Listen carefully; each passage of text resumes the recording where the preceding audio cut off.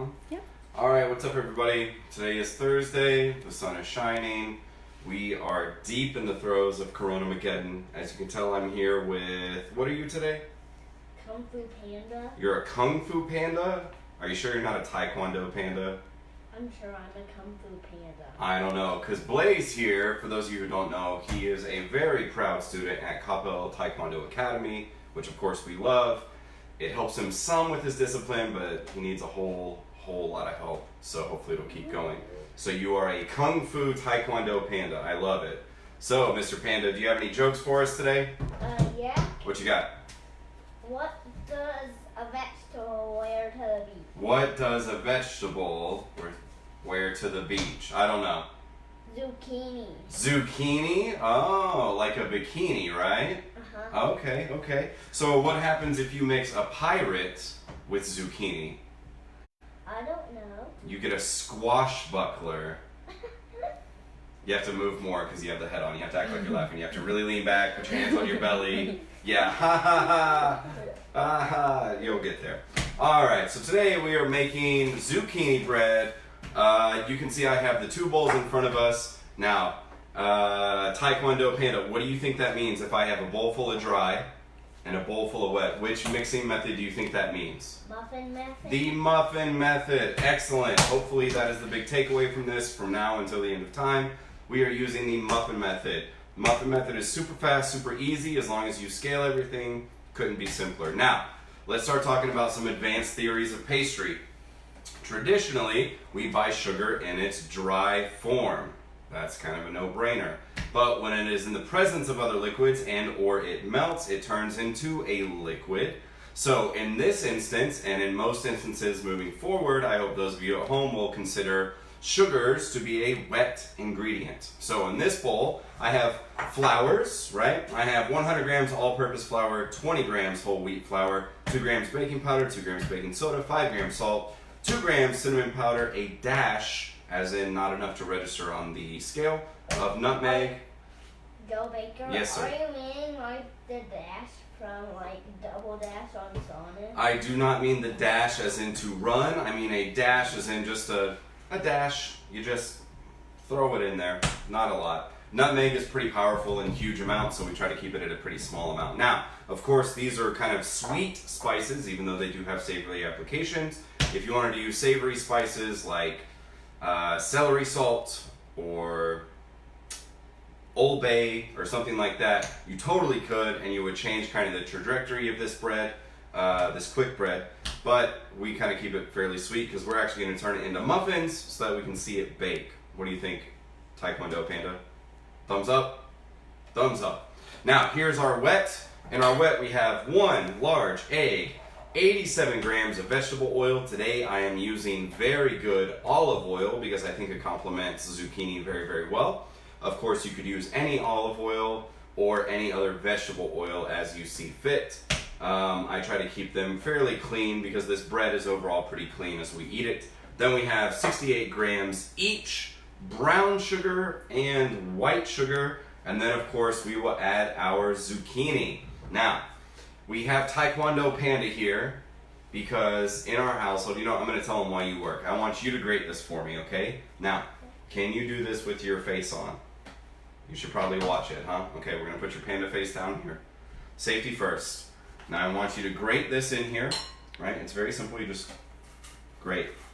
Now when you start getting close to the end, be careful because this thing will bust up your fingers really quickly, okay? Okay. I'll try. Well, I'll probably stop you when you get close enough. Keep pressure down. Yeah, you're a lefty. Keep pressure down and then grate like this, okay? Now, in our house, our kids are picky eaters. I'm sure none of you know what that's like. So we started playing a game a long time ago with zucchini. We started calling it Zucchini, as if it were from a zoo. And then when our kiddos eat them, they can transform into different animals. And it was this whole big thing. And suddenly, dinner time that took an hour and 10 minutes. So it drags it out a little longer, but they did finally eat.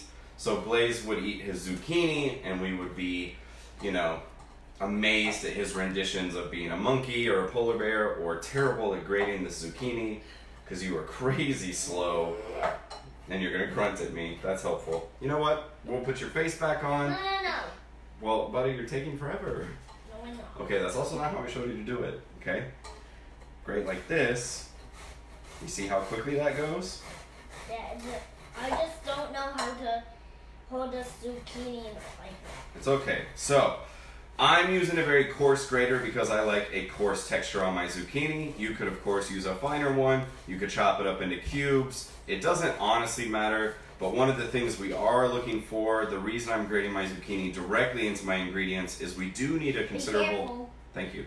We do need a considerable amount of water from the zucchini to go in here because it helps fully hydrate everything else. Now, when you get here, there's plenty on the grater. Do not scrape the same way that the zucchini went across it. Scrape the other way, and you can clean it right off there. Without getting hurt. Without getting hurt. Because we did grate it, we do want it to go into our recipe. Now, what do you think, Kung Fu Panda Blaze? Does it need to be zucchini? Could it be something else?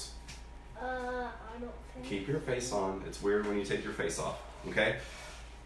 Could it be another type of squash?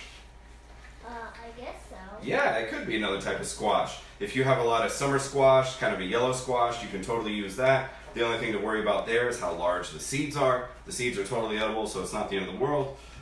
Something that I like to do, and I'm sure some of you have partaken of this, is I use this exact recipe. I will tailor it just a little bit to suit apples. I will grate apples and put them in instead of zucchini. So of course that opens up the entire world of fruits that have a similar texture. Pears that are slightly underripe, quince. We can go in with watermelon rind if we really want to. Then I would go, how can I help you, Kung Fu Panda? Are you saying that you're actually gonna put apples in that? I'm saying that I could put apples in here if I didn't want to use zucchini. But we're using zucchini today, right? Yeah. Yeah, so we don't need the apples. But of course, you could also go half and half, apples and zucchini, apples and watermelon rind. You could go kind of that route. If you have super, super underripe peaches, which of course will be on sale any minute now because people are trying to capitalize on that, you can grate your underripe peaches in here. You've got peach bread. It all works out pretty well in the end. We just look for that similar texture, something with a lot of water that'll help hydrate this out. Because this batter looks very, very nice, right? Now, something to consider is, I did say it's the muffin method, but because we have all of these vegetables or fruits in there, we do want to mix it a little more to make sure it's fully mixed, fully incorporated, completely even and uniform in texture and body, and everything's hydrated. Mixer? We could use a mixer, but it's so easy to do by hand, and honestly, we have enough dishes around here with all of you that I would like to do less dishes, right? Because soon you'll be old enough. High five? Yeah, can't wait. So today we're going to make zucchini bread muffins because they're great to grab and go. We scoop it, we drop it in there. Of course, this could be baked in a loaf pan. It needs to bake at 350 to 375. You can do still or convection. It really, truly doesn't matter for this application. Convection will give us a faster rebound on heat, so I typically prefer that, but it doesn't hurt to bake in a still oven. I didn't consider how many muffin cups I would need, so we'll throw more in there. So we'll bake it until it is golden brown delicious, spongy to the touch. It springs back. Obviously with the muffin cups it won't clear from the side, but the best test of anything done with the muffin method is to insert a skewer into it. You can use a toothpick, you can use the probe of a thermometer, you can use a knife if you want to, and it should come out cleanly, and then we know it's done. Pull them out of the oven, cool them most of the way in this vessel, and then take it out to cool all of the way. We need it to cool some in here because everything's still loose. If we try to turn it out too soon, it's likely to break apart or rip into pieces, especially if you make a big loaf. So it needs to cool halfway, maybe a third of the way, and then it needs to come out onto a cooling rack to cool completely. Once it's cool, enjoy. One of my favorite things, and this is kind of a high level thing, one of my favorite things with really good zucchini bread from back in the day is we used to serve a little slice of it, we'd griddle it really fast, and we'd serve it with some olive oil ice cream to die for. Crazy good. Very savory, starts bridging that gap, but it's super, super delicious. So, what do you think, Taekwondo Panda? Do you have anything else for us? No. No? Can you give us a big, well, maybe not on your thing, but can you give us a big ayah before we go? Ayah? No, don't look at me. Look at the camera. Give a big ayah. Ayah! No, like a big one. Ayah! All right. Thanks, everybody. We'll see you soon.